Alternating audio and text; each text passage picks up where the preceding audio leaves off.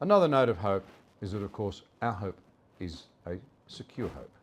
When it comes to the real kingdom, we once had a Prime Minister, I wonder who can tell me who it was, who observed that democracy, talking about this world, is not so much a machine as a spirit in which no matter our station in life, it can be the poorest, most disadvantaged and marginalised kid in Myanmar, it could be the king.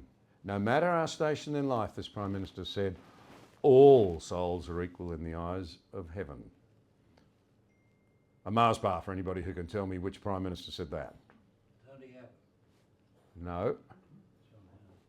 No. No. It was Bob Menzies. Isn't that incredible? And I've found that a very reassuring thing to have packed into the back of my pocket. I've always tried to remember that when that great day comes, and I must say I think of it with some fear and trembling when I stand before the Almighty, I will be of no greater significance than the poor, most marginalised kid that you have helped with your ministry. But the keys to the kingdom, to that world, are exactly the same. That is extremely fortunate for me. I was saying the day I stepped down as Deputy Prime Minister, I continued on the job for a while, but it was announced in the Parliament. It suddenly hit me like a tsunami that I'd have to face the judgment of the press the next day.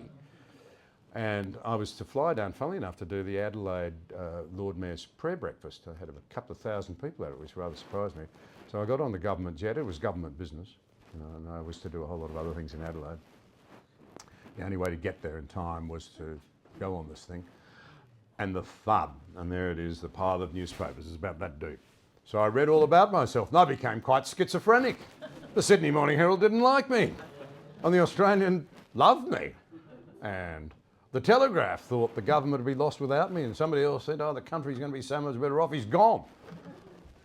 And then it hit me that that's just the judgment of men. That's all it is. And in the end, it doesn't matter.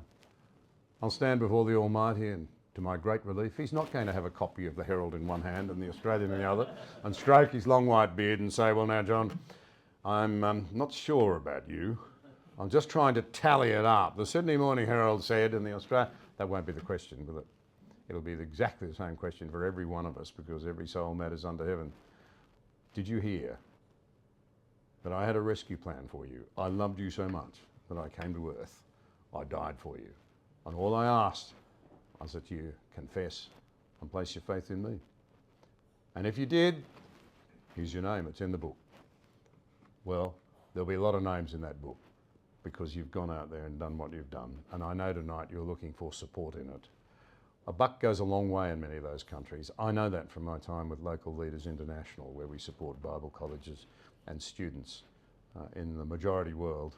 And so what you do can make a great difference.